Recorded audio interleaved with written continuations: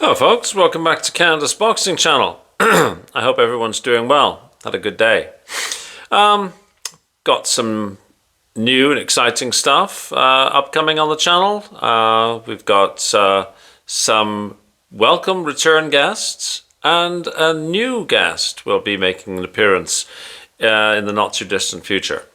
So some good content, I think, some good discussions, and a break from just listening to me. So I think that those things are going to be a welcome addition to the channel.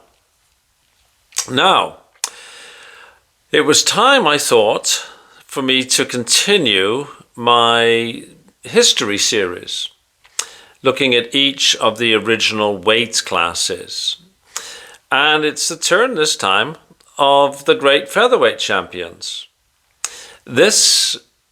I use the same methodologies I've used throughout the series, and I refer you back to episode 1 of my top 10 heavyweights, where you'll see exactly how I kind of work things out. As I always say, it depends on the metrics you use. You use different metrics, you put different weights on certain things, you will get different results. So if your number one is not my number one, no worries. We've just arrived at a different conclusion based on different inputs. Likewise, if you think that your number one would absolutely thrash my number one, you might be right. It all depends upon the inputs you use. I think it is fair to say that my inputs generally will favor the older boxers. I put merits on, for example, 15-round championship fights. It gets a little bit granular in some of that. Fights per year, total number of fights. These are all metrics that sort of lean towards older fighters. But anyways, like I say, you use your metrics, you will get different results to me. So these are just my opinions. So, and ever so slightly, sometimes there's a bias. One of my metrics does allow for me to have a little smidge of wiggle room, and put some weight on something I think that nobody else has really put a lot of weight on or something. So, but number 10 in my book, Naseem Hamed. Now, Naseem Hamed, born in 1974, he was active for a 10-year period, 1992 to 2002. Totally flashy, highly polarizing figure, a real Marmite character. Prince Naseem brought flair and punching power to the division. And I think it's fair to say he also revitalized UK boxing at a time when it needed a shot in the arm. And so he gets actual points for that, public interest, public generation, etc. Got people talking. He knocked out Kevin Kelly at Madison Square Garden and defeated Wilfredo Varquez and Manuel Medina. He lost to Marco Antonio Barrera. That was a major upset. He held the WBO Featherweight Championship from 1995 to 2000. And briefly, he was a unified champion as well. So he's number 10 on my list. Love him or hate him, he was a very entertaining guy. I really liked. I liked Prince. I thought he was really, really good. Number 9 was a fellow by the name of Johnny Kilbane. Now, Johnny Kilbane lived from 1889 to 1957. He was active from 1907 to 1923. He was the featherweight champion for 11 years, and that was a record that stood for decades. Pioneer in boxing longevity, I guess. He took the title from a guy by the name of Abe Attell in 1912, and he was still champion when he retired in 1923. So he was a world featherweight champion from 1912 to 1923. Number 8 is Vicente Saldivar. Vicente Saldivar lived from 1943 to 1985. He was active from 61 to 73. One of Mexico's most revered champions, I guess. Salvador was a southpaw known for his endurance and his counterpunching. He defeated Howard Winstone three times, I think, and claimed the featherweight title from Sugar Ramos. He was the WBC and WBA featherweight champion from 1964 to 67 and in 1970. Number 7, I've got Abe Attell, 1883 to 1970, active from 1900 to 1917. Dominated the featherweight division in that early part of the 20th century. Of course, also interrupted by war years, which has an effect on people's records. He held the title for nearly a decade, defended it 18 times. He had victories over Johnny Kilbane, we spoke about, and Owen Moran, that highlighted his reign. He was the world featherweight champion from 1906 to 1912.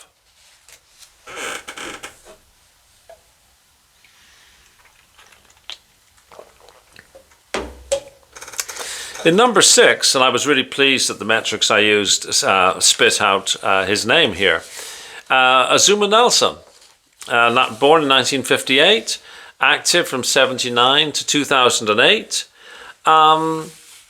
Despite what F.A. Ajagba and Martin Bocconi might say, most people would say Azuma Nelson is Africa's greatest boxer. Nelson was a 2 weights world champion, excellent ring IQ, excellent grit. Took on Salvador Sanchez, and it was only about his 14th pro fight.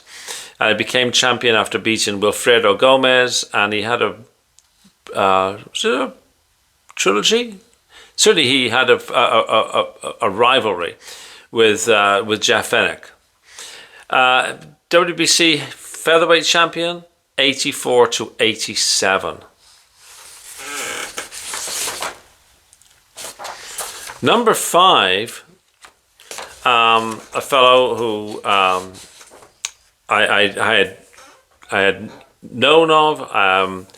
I did not realize how good he was until I started doing some more research for this video, was Eder Joffre. Lived from 1936 until 2022, active from 57 to 76. A Brazilian boxing legend. He's known for his skill, his power, and his intelligence. Better known really maybe as a bantamweight, so where does he fit is one of those discussions. He moved up to featherweight later, where he found great success. Claimed the featherweight title from Jose Legra in 1973, WBC and WBA featherweight champion for 73 and 74. And now we get into areas where people might say, well, our guy is better than that guy and all that. And hey, like I say, you might be right. You might be right.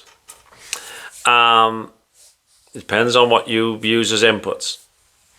Number 4, I've got Henry Armstrong. Now, some of you will have seen Henry Armstrong on other lists, just like you see Sugar Ray on multiple lists. Henry Armstrong was born in 1912, lived to 1988, active from 1931 to 1945. And as I said, when I was talking about the lightweight world champions, Henry Armstrong's the only boxer to hold 3 world titles in 3 weight divisions simultaneously. He was, at the same time, the world featherweight, lightweight, and welterweight champion. I got them all. You're dominant in those 3 weight divisions at the same time. You're not going up in weights, you're saying, look, here I am. I've got all 3 belts. That's I don't know what you say. That gets you on. That gets you on lists. A relentless pressure fighter, boundless stamina. He won the featherweight title from P.T. Saron in 1937 before he went on his historic run. He was the featherweight champion from 37 to 38. Number 3, Salvador Sanchez, born in 59, lived to 82, active from 75 to 82. Masterful technician, speed, stamina, power. Career tragically cut short. That would be 23 years old in the car accident. He'd already beaten some of the very best in his era. He dominated Danny Lopez and defeated future champions Wilfredo Gomez and Azuma Nelson. WBC featherweight champion 1980 to 1982. And now, my number 2 and my number 1 are almost interchangeable. I think there was less than 10 points that separated them. So basically, with that kind of wiggle room, you could do them the other way around. Number 2, I've got Sandy Sadler, who lived from 1926 to 2001, active from 44 to 56. Known for his punching power, he was one of the few to decisively beat Willie Pep twice in their 4-fight series. He scored 103 knockouts in 144 wins. Yeah, it's a testament to how fierce he was, right? The 4 fights Willie Pep are simply legendary. World featherweight champion, 1948 to 49, 1950 to 56. And now, with the greatest of respect to Sandy Sadler, my number 1 happens to be Willie Pep. Born in 1922, lived to 2006. Active from 1940 to 1966. Like a massive career. Many boxing historians consider Willie Pep to be the best ever. He was renowned for his elusive defensive style, unmatched ring generalship. He held the world featherweight title twice and amassed a staggering record of 229 wins in 241 fights. And like I've just finished saying, that rivalry with Sandy Sadler produced 4 classic bouts. He was the world featherweight champion from 1942 to 1948 and from 49 to 50. So there you have it, folks. There's my top 10 for the featherweights. Honorable mention would also have to go to Marco Antonio Barrera, Alexis Arguello. You could have made a case for them, maybe at the expense of Naz.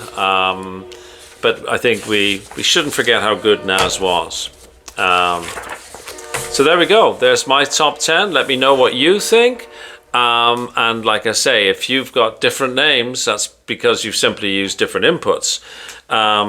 If there's some names that you think I really should have included, let me know. I'm always pleased to see what other people's lists look like. And I think that's it for me. So please like, please share, please subscribe, and I'll see you on the next video. Thanks so much for your time, as always.